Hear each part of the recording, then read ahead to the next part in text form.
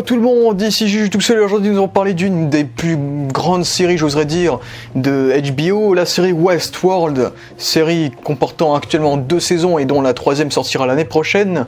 Donc j'ai maté la série au cours de l'année, et donc je me suis fait les 2 saisons et donc je vais donner mon avis avec spoiler. Donc tout d'abord, c'est une excellente série, je conseille d'aller la voir. Après, si vous êtes du genre pas trop prise de tête, n'allez pas la voir, parce que c'est une série, il faut réfléchir, et même en réfléchissant, on n'est même pas sûr de ce qu'on pense, donc il faut mater des théories, des trucs comme ça, parce que c'est hyper complexe comme série, donc si vous aimez bien réfléchir, allez-y. C'est pas une série à mater pendant que vous passez l'aspirateur, quoi. Voilà. On spoil. Westworld, c'est quoi ? Eh bien, c'est un parc créé par un certain Arnold et Robert Ford, un parc comportant un parc futuriste avec des hôtes, des espèces de robots qui peuvent être des espèces de robots avec des scénarios et qui donc jouent une histoire dans ce parc, mais ils pensent que cette histoire est réelle et donc ils ne sont pas conscients d'être des personnages et non des personnages et non de réelles personnes. Et donc nous suivons majoritairement le parc Westworld, le parc montrant le côté cow-boy de l'humain, on va dire, parce que sinon il y a d'autres parcs samouraï, il y a le parc Samurai World, je crois. Il y a d'autres parcs, Samurai World, néo-nazi, etc. Il y a plein de parcs sur différentes périodes hyper intéressantes, mais on est surtout sur le parc version cowboy, le parc qui se nomme Westworld. Et donc au cours de la toute première saison, nous allons découvrir ces robots, ces machines, découvrir cet univers, jusqu'à détecter qu'il y a certains bugs sur ces machines, qu'il y a un problème qui cloche, jusqu'en fin de saison où ça déclenchera donc une guerre entre robots et machines après le meurtre de Robert Ford. Et donc cette guerre se poursuivra en saison 2 dans le parc, mais le parc prendra fin dans cette saison 2, le parc Westworld, pour nous laisser dans un monde complètement futuriste en saison 3 où les robots existent sur la planète Terre et non dans un parc. C'est un peu le synopsis que je pourrais vous donner des 3 saisons, puisque je viens de vous donner un bout de la 3e saison. Mais j'en parlerai pas vu que j'ai déjà théorisé dans ma vidéo réaction. Et voilà, j'en ai assez parlé. On parle des 2 premières saisons. Donc, Westworld, c'est une excellente série de SF. C'est une des meilleures séries de SF que j'ai vues depuis très longtemps. Bah déjà, j'ai pas vu beaucoup de séries de SF de ma vie, mais c'est une très bonne série de SF. Donc déjà, ce que j'aime beaucoup dans cette série, c'est qu'on n'a jamais vu une série avec un aussi gros casting, les gars. Bon, Anthony Hopkins, James Marsden, Ed Harris, il y a plein d'acteurs, il y a Tessa Thompson également, il y aura Vincent Cassel et Aaron Paul en saison 3, Luke Hemsworth, le frère de Chris Hemsworth Thor, et on a aussi un petit cameo de Giancarlo Esposito et d'autres acteurs, on a aussi un Skarsgård aussi, les Skarsgård c'est une famille très connue dans le business du cinéma. On attend un très gros casting, mais ça nous permet aussi de découvrir des nouvelles têtes. Ben Barr, je sais pas s'il était connu avant Westworld, Evan Rachel Wood qui joue Dolores, et Jeffrey Wright qui est un grand acteur, mais je trouve qu'il a plus percé sur Westworld que dans d'autres choses. Je pense que c'est grâce à Westworld qu'il va percer chez Marvel aussi, qui est passé chez Marvel. Voilà. Donc on a un plutôt énorme casting, au niveau de la réalisation c'est exceptionnel, on a ce côté cowboy, ce côté désertique, c'est hyper bien filmé, je trouve le budget est hyper cool, il y a vraiment des effets spéciaux et des effets pratiques hyper bien faits chez les robots, quand il y a un cum qui boit, il y a le lot qui sort par un trou, quand il se déchire la peau on voit les parties métalliques, etc. Quand il y a des robots complètement blancs, les robots qu'on voit dans le générique, et on les voit quand même souvent, on a beaucoup de budget. Donc c'est une série avec énormément d'argent et la saison 3 ça en mettra que plus avec le monde futuriste, il y aura plein de robots, des villes complètement futuristes, un truc un peu à la Alter de Carbone. Donc ouais, on est vraiment dans quelque chose à gros budget, c'est du HBO, on n'est pas loin du budget de Game of Thrones je pense. Bon, je pense qu'on est éloigné quand même vu que ça reste plus petit que Game of Thrones. Mais je trouve, pour l'instant en 2 saisons, je trouve que c'est supérieur à Game of Thrones malgré tout. Et voilà, au niveau des effets spéciaux, la réalisation je ne saurais vous dire, mais c'est excellent, c'est parfaitement bien réalisé. Et la musique, déjà le générique est magistral, des 2 saisons le générique est magistral, et la musique de Ramin Djawadi qui compose déjà pour Game of Thrones est magistrale également, toutes les musiques qu'on entend, il y a des thèmes qui nous restent en tête, le générique est magnifique, très poétique, il y a plein de musiques, franchement c'est magnifique, et ils font même quelque chose que j'aime beaucoup, ils font même des remixes de musique qui existent déjà, genre il y a une scène de fusillade de cow-boy avec Painted Black en remix en mode cow-boy carrément. Et même je crois qu'on l'a même en remix Shogun World en mode asiatique dans la saison 2. Donc on a des putains de remix aussi. Donc oui, c'est une série qui est techniquement excellente, mais au niveau de l'histoire, la série est assez spéciale vu que ça fonctionne beaucoup sur des flashbacks sans qu'on le sache. Déjà la saison 1, je vais commencer par critiquer la saison 1. Donc la saison 1, on découvre ce parc où tout va bien, contrôlé par Robert Ford, joué par le grand, immense Anthony Hopkins. Et donc pendant toute la série, on découvre que ces robots bug, surtout du point de vue du père de Dolores. Dolores, c'est l'une des robots. Du père qui s'appelle Bernard Abernathy, il me semble. Son père, il y a quelque chose qui cloche dans son père, mais il n'y a pas qu'à lui que ça cloche, et donc les robots sont donc dans une mauvaise passe. Donc Dolores, au fil de la saison, on découvre qu'elle est au courant qu'elle est une machine. Au fil de la saison, elle va se réveiller, elle va devenir Wyatt. Wyatt qui est une légende un peu urbaine, le dieu des robots un peu. Et donc on découvre que c'est elle Wyatt et que c'est la première grosse création de Westworld. On découvre qu'elle a été créée par Arnold, le collègue de Robert Ford, qui s'est suicidé il y a près de 20 ans avant les événements de la série. Et on découvre également qu'un certain Bernard qui bosse dans ce parc, qui est un peu le second de Anthony Hopkins, est Arnold. En fait, c'est un autre que Robert a créé pour qu'il se ressemble à Arnold. En gros, physiquement, il se ressemble à Arnold. Et pendant le début de la série, il pensait qu'il était humain. Et bim, en fait, c'est un robot. On lui a intégré des faux souvenirs, on lui a intégré une histoire. C'est un robot. Et donc, c'est une création de Arnold. Et pas que, on verra en saison 2. Et donc voilà, ça c'était je pense, c'est le plus gros twist de la série. Le fait que Bernard soit un hôte. Et le fait que Bernard soit basé sur Arnold en plus. Donc voilà, c'est hyper intéressant. Et on découvre, et ensuite tous ces robots vont finir par perdre la tête. Mais Westworld, c'est aussi un parc où on invite des humains. Il y a des humains qui sont invités, qui vivent cela, qui peuvent faire ce qu'ils veulent, qui peuvent pas se faire tuer dans les règles de ce jeu, puisque c'est un parc, les humains peuvent pas se faire tuer, mais eux ils peuvent tuer qui ils veulent. Et donc on a quelqu'un qui erre sur ce parc pendant des années, du nom de l'homme en noir, on ne sait pas qui est, qui est joué par Ed Harris. Il souhaite retrouver le labyrinthe, car c'est quelqu'un de très jour, et il veut absolument trouver un peu tous les secrets de Westworld. Et par la même occasion, on découvre un certain William avec Ben Barnes qui joue un certain Logan. Et ces deux humains également vont rencontrer Dolores, vont vivre des aventures avec eux. Mais Logan se révélera de plus en plus pervers, de plus en plus violent. Et donc William l'abandonnera tout seul à cheval. Et on découvrira que William lui va perdurer, va descendre dans les enfers. Il va devenir de plus en plus méchant entre guillemets.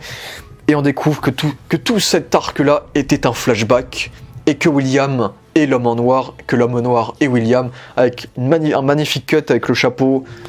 Voilà. Ça, c'était le troisième gros twist, William est l'homme en noir, et donc, pendant toute la série, on pensait que ça se déroulait dans le présent, mais non, ça se déroulait près de 20 ans auparavant, même 30 ans même auparavant, et donc tout ça n'était que flashback. Et puis, au fil de la série, les robots se retournent contre tout le monde, les règles changent, et on a également le personnage de Maeve, qui est également un robot qui subit des bugs, vu que elle ne cesse de voir sa fille mourir, alors qu'à chaque fois que normalement on tue un robot, on est censé lui remettre des souvenirs différents, pour qu'il revive une vie différente.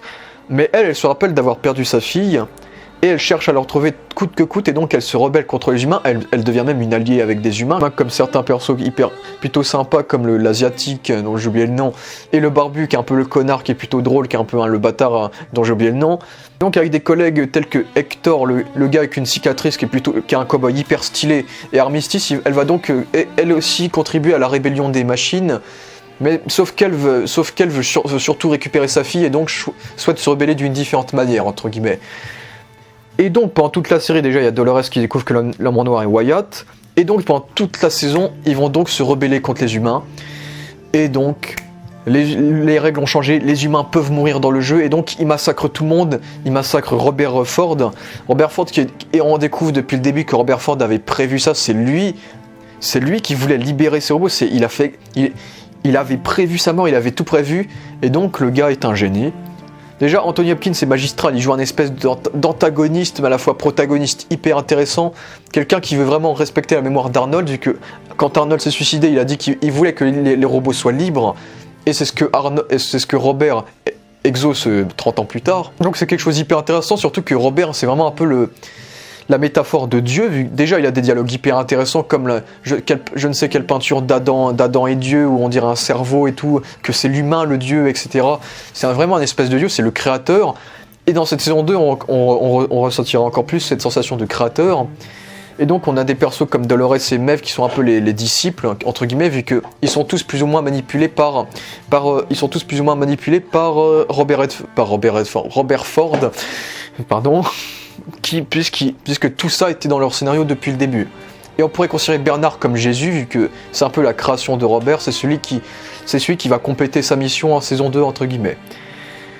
Donc voilà la saison 1, la saison 1 c'est excellent, c'est magistral, hein, comme j'ai dit tout est bien, le scénario, les surprises, le fait qu'on découvre que ça c'était un flashback et non dans le présent, les acteurs, tout est excellent. Le seul truc que je trouve un peu chiant c'est que même en saison 2 d'ailleurs, James Marsden joue tout le temps des victimes.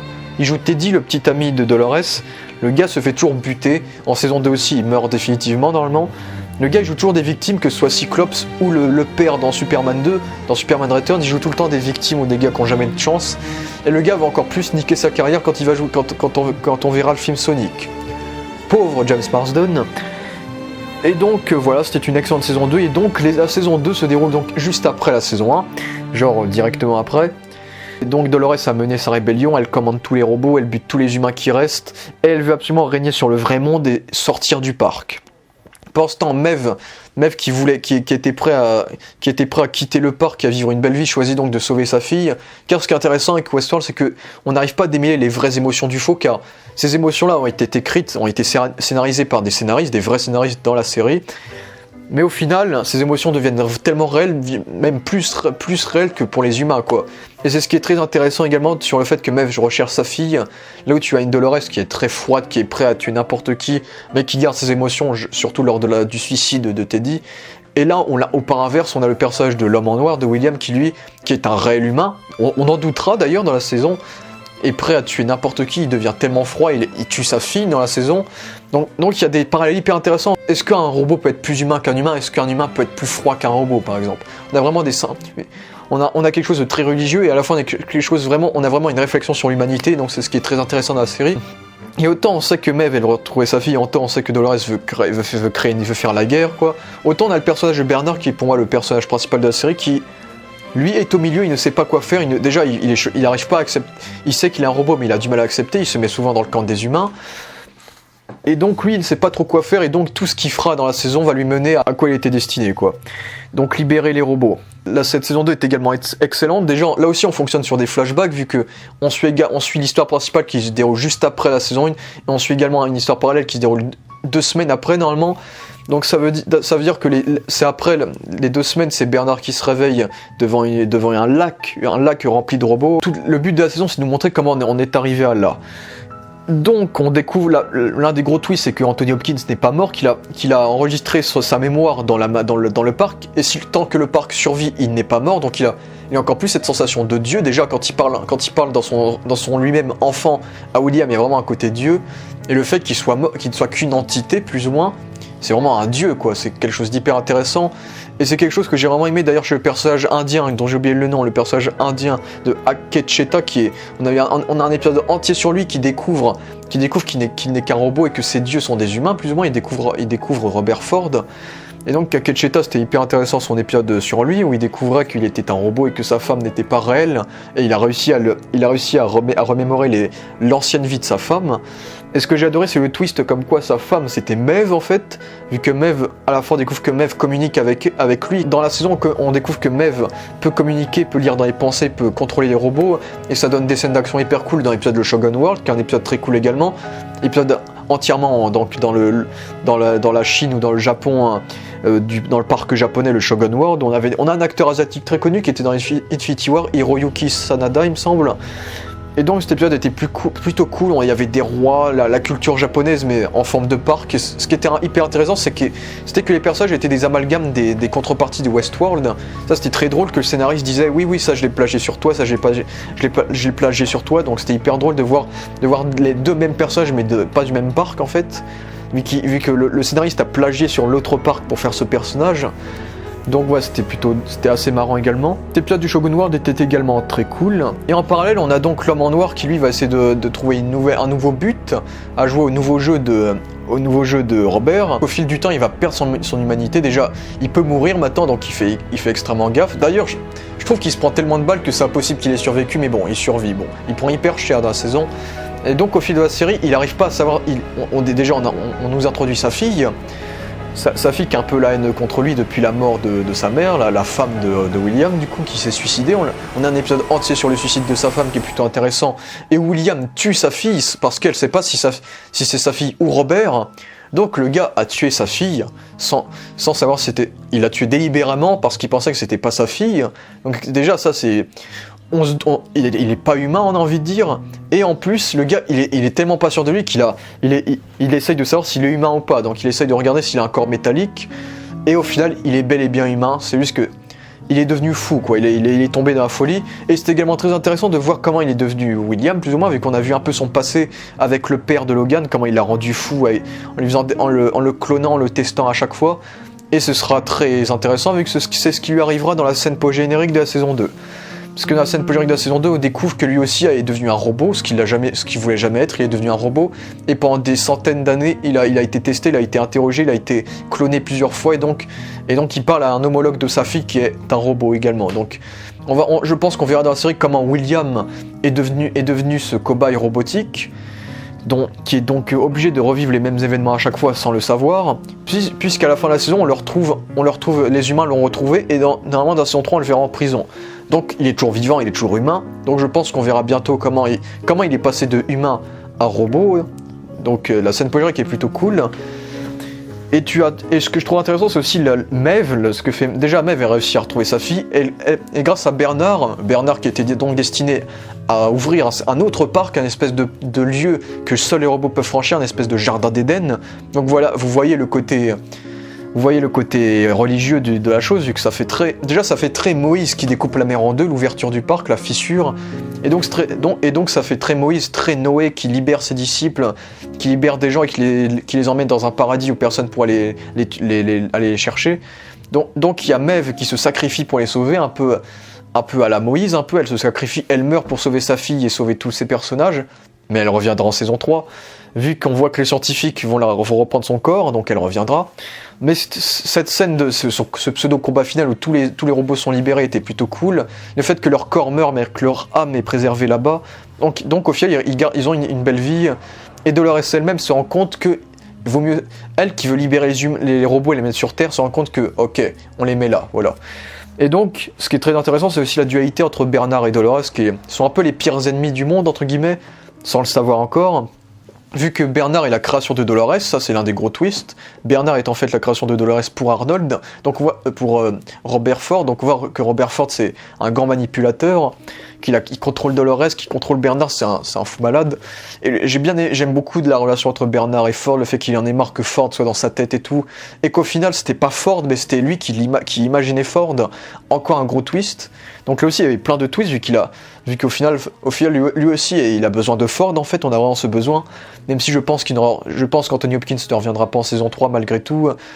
Et donc on a vraiment, je trouve Bernard c'est un peu Jésus, il est souvent enchaîné, arrêté, il se fait souvent défoncer, il est souvent testé, mais il s'en sort toujours, c'est grâce à lui que les robots sont libres, alors que Dolores voulait pas que ça arrive, et donc Bernard a tué Dolores, mais Bernard s'est rendu compte que les robots, les autres ne peuvent pas exister sans Dolores et lui. C'est deux entités qui ne peuvent pas exister, et donc il a ressuscité dans Dolores en Tessa Thompson, en Charlotte.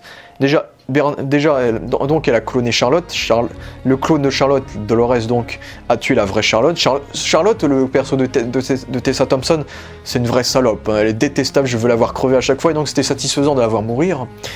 D'ailleurs, il y a un acteur de Vikings qui est son homme de main d'ailleurs, c'est sympa pour les fans, voilà. Et donc ça c'était plutôt cool, et donc on avait Dolores jouée par Tessa Thompson, mais elle a tué Bernard pour le ressusciter dans un autre corps également, et donc ils ont donc réussi, et donc Bernard et Dolores ont réussi à s'enfuir, et donc sont sur Terre, ils ne sont plus dans un parc. C'est pour ça que la saison 3 sera fort intéressant, vu que les robots sont enfin dans la vie réelle, c'est très complexe. Et donc elle a refait son corps de Dolores, elle a ressuscité Bernard, et on a vraiment un truc façon X-Men Magneto, un peu. On est vraiment dans du X-Men Magneto. Vu qu'on a Dolores qui est un peu la Magneto, celle qui veut faire la guerre contre les humains, qui veut que les robots existent, comme les mutants quoi, que les robots règnent sur la Terre, et on a... Ce soleil me saoule.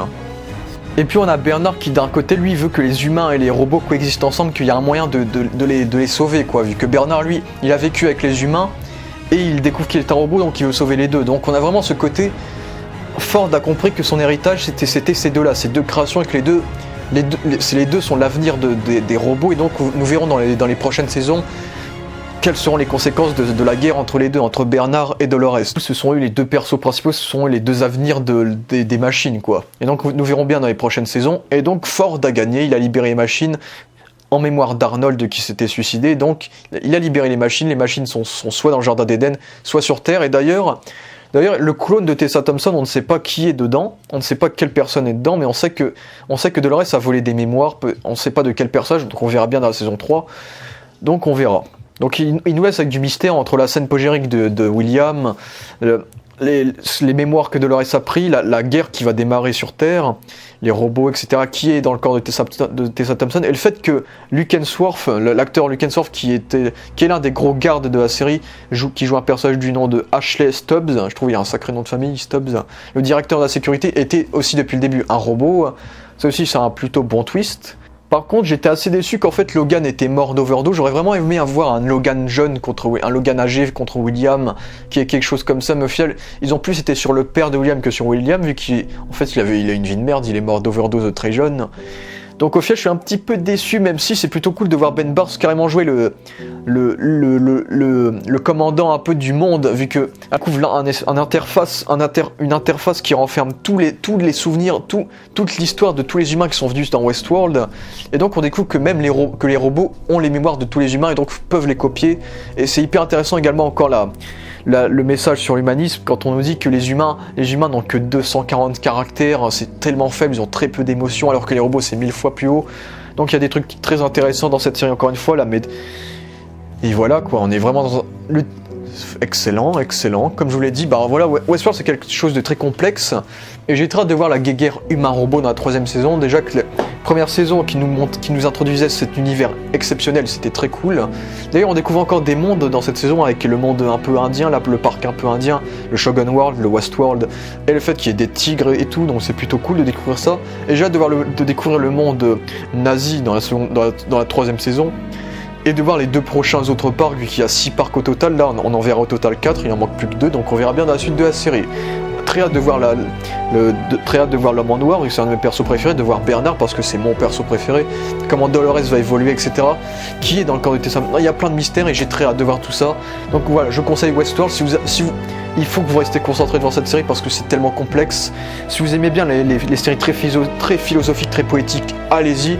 Si vous adorez la science-fiction, allez-y. Si vous adorez la complexité, les trucs qui se prennent la tête, allez-y. Et si vous adorez ces acteurs, allez-y. C'est magistral, voilà. C'était Westworld. Merci à tous d'avoir vu cette vidéo. C'est l'autre main, mais je voulais éteindre mon truc en même temps. Ciao!